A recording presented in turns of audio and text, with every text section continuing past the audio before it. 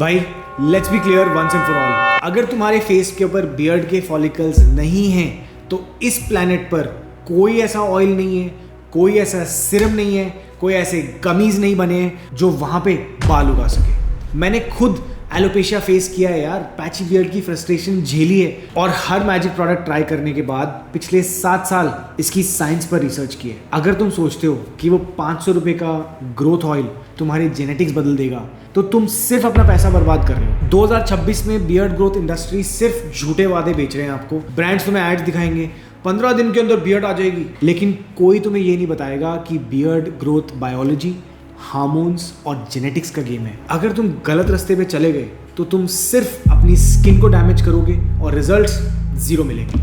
आज मैं break down करूंगा कि मिनॉक्सिडिल का सच क्या है, क्या बियर्ड ऑयल्स वाकई काम करते हैं और बियर्ड गमीज की रियलिटी क्या है। मैं शेयर करूंगा अपनी एलोपेशिया की जर्नी और वो एग्जैक्ट लाइफस्टाइल शिफ्ट्स जिन्होंने मेरी बियर्ड ग्रोथ को ट्रांसफॉर्म किया। स्टे टिल द एंड, क्योंकि मैं रिवील करूंगा अपना वो इंटरनल ग्रोथ इंजन जो किसी भी प्रोडक्ट से 10x ज्यादा पावरफुल है। सबसे पहले आपके फॉलिकल्स के सच को जानते हैं, यानी बायोलॉजी को समझते हैं। अगर आपके फॉलिकल्स नहीं है, आपके बाल नहीं आएंगे, पीरियड। बियर्ड ग्रोथ ना 3 पिलर्स के ऊपर टिकी होती है, योर जेनेटिक्स, एंड्रोजन रिसेप्टर्स और तुम्हारी टेस्टोस्टेरोन DHT सेंसिटिविटी। अगर फॉलिकल्स एग्जिस्ट ही नहीं करते तो कॉस्मेटिक प्रोडक्ट्स उन्हें क्रिएट नहीं कर सकते। ये वैसा ही है जैसे बिना बीज के तुम मिट्टी में पानी डाल दो, कुछ नहीं उगने वाला। बायोलॉजी को रिस्पेक्ट करो।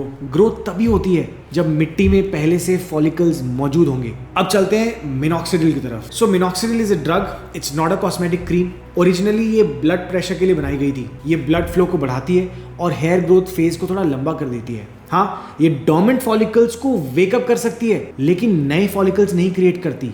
इसके साइड इफेक्ट्स भी यार रियल होते हैं। ड्राइनेस हो गई, स्किन इरिटेशन हो सकता है, हार्ट पैल्पिटेशंस हो सकते हैं। तो ये कैंडी नहीं है। हमेशा डर्मेटोलॉजिस्ट के एडवाइस से शुरू करो और 3 से 6 महीने पेशेंस और कंसिस्टेंसी रखो। अब समझते हैं बियर्ड ऑयल के ट्रैप को। बियर्ड ऑयल बाल नहीं उगाता, वो सिर्फ एग्जिस्टिंग बियर्ड को हाइड्रेट करता है। ऑयल का काम होता है स्किन को मॉइस्चराइज करना और इचिंग को खत्म करना। ये सिर्फ एक कंडीशनिंग टूल है। अगर कोई ऑयल रैपिड ग्रोथ क्लेम कर रहा है तो वो सिर्फ मार्केटिंग का खर्चा है। वो एग्जिस्टिंग बालों को शाइनी बनाएंगे, नए बाल नहीं लाएंगे। ऑयल को ग्रूमिंग के लिए यूज करो, ग्रोथ के लिए नहीं। अब समझ लेते हैं डर्मा रोलर्स और माइक्रो नीडलिंग को। डर्मा रोलिंग भी आपके डोर्मेंट फॉलिकल्स को शॉक दे सकती है, पर इसके अंदर हाइजीन बहुत इंपॉर्टेंट है। यूजुअली जो आपको मार्केट में मिलती है वो 0.5 mm के नीडल्स होते हैं।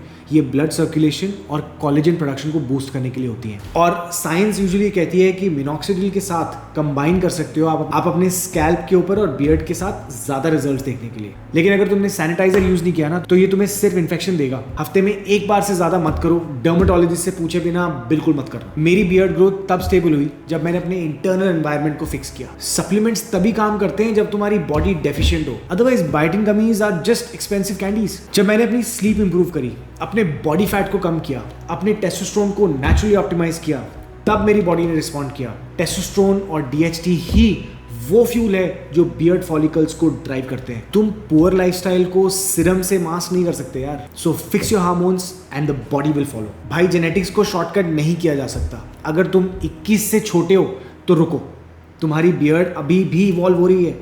अगर तुम 25 प्लस हो और पैची बियर्ड है तो प्रोडक्ट्स खरीदने से पहले अपने हार्मोन पैनल को चेक करो। लाइफस्टाइल को एक प्रायोरिटी बनाओ।